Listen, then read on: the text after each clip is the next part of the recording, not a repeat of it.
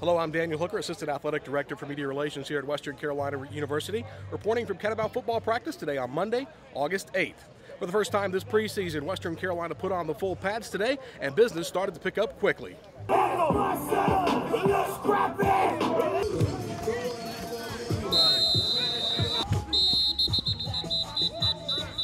First of all, Coach, got to find out who you got holding right there. Well, we got our newest Catamount. This here is Boone King. This is BKR Trainer's brand new baby. So he's come out to check out the first day in pad. So how did we do, Boone? There you have it.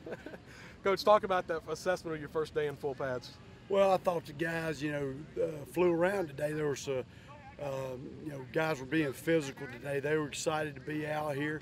We had some more mental busts today than we've had in the first four. I think, a message to the guys was we got to control our emotions. Yeah, we want to get out here and, fly around and hit people and block people and be physical, but at the same time, we've got to learn to keep our composure and not make those discipline mistakes, when the pads are on and people are flying. So other than a few of the pre-snap breakdowns that we had, false starts, jumping off sides, other than that, I thought it was a pretty good day.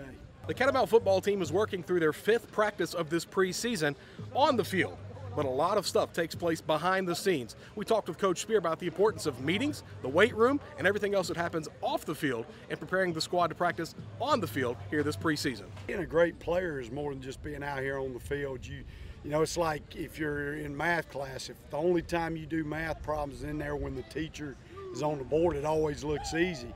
You got to go home, you got to do your homework, you got to take care of your body, you got to get rest, you got to hydrate, you got to put the proper fuel in your body. And to become a great football team, we got to do all the things away from the field. And I think that's one of the next steps that this football team has to take is learning to be great players away from here. Not staying up till 2 in the morning playing K2 and all that. You got to get your rest, and those are the things that this football team are learning how to do. Western Carolina Director of Athletic Performance, Evan Barr, really stresses the importance of nutrition and taking care of your body during all the preseason work. That also includes hitting the weight room. Well, first off, these guys do a great job. We work all summer kind of educating the guys on what to eat, making sure they're eating their fruits and vegetables. Moms and dads at home, we're trying to take care of them. But man, these guys practicing and lifting and going to meetings and all that, they're burning 6,000 to 7,000 calories a day. Eating 3 meals in the calf, that's a couple thousand calories a meal. So you guys can imagine at home, that's more than a lot of you guys eat a day. So our guys, we're making sure they're eating 2 plates every time they've got fruit and vegetables on their plate, good complex carbohydrates, lean proteins, good fats, all those things. And that's something we've done the last 3 or 4 years, and it's really helped. We weigh these guys in and out of practice to make sure they're hydrating well.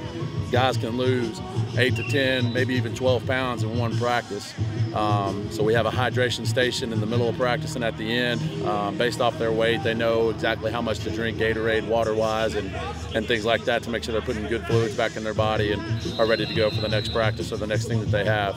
And just about every time they're weighing in exactly where they were at the start of camp, or some of them are even gaining a little bit as we go through camp. That's a big strategy that we've had since we've been here, and it's done well for us. The big thing is just working on movement. Obviously a lot of stiffness can happen when we're getting acclimated to all the hitting and things like that. So just getting in the weight room and making sure they're going through full ranges of motion and things like that. We're not really going to be getting a lot of gains during practice. Typically in week 0, that week before East Carolina, where you've kind of got a gap between camp and the season, we can start to get back after it a little bit. But basically every time we go in the weight room, you've got total body movement, working through a full range of motion. If guys are feeling good, we'll let them work a little bit heavier, but other than that, we're just trying to get each body part and isolate movement, still hold on to what strength we've built up to in the off season, and just help them through camp. We'll do a lot of stretching, a lot of mobility, working with foam rollers, lacrosse balls, even car buffers. Some of you guys will have to come watch that and see that. It's pretty interesting. So,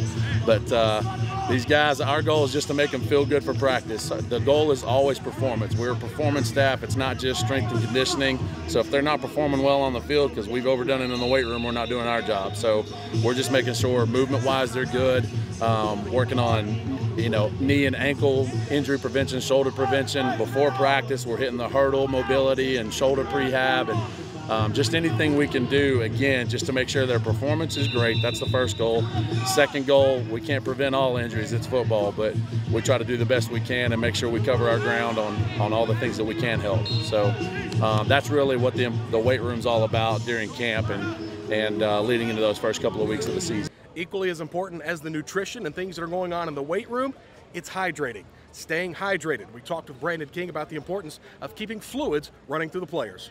Yeah, we tape, we do rehab, we do all that, but without hydration, these guys are going to get hurt more and more times. One thing we do, I put special electrolyte solution in all these Gatorades, the cooler out here that we have. All the Gatorade we have has extra sodium, extra potassium, and chloride to keep their muscles from cramping. The heat causes you to sweat all that out, so we pump them full of that. There's constantly a hydration station that we have open at all times during the summers, 24 hours a day. Coach, our strength staff's very good as far as we give everybody a gallon jug of water at the beginning of camp, and that gallon jug is basically tells them how many ounces they're supposed to have in a day after a practice, and have that gallon done before their next practice. That 128 ounces is very key to keep them healthy, to keep them from cramping, and we don't have to worry about the heat as much. We also, if you notice, there's fans all over the field. We keep cool fans on the sidelines to keep the heat at bay. We also have a cooling zone that if a guy gets too hot, we'll get him in that cool zone and kind of get him out of the heat. That's all key as far as my job during summer camps, keeping guys healthy and out of the heat and make sure we don't have any problems as far as that goes.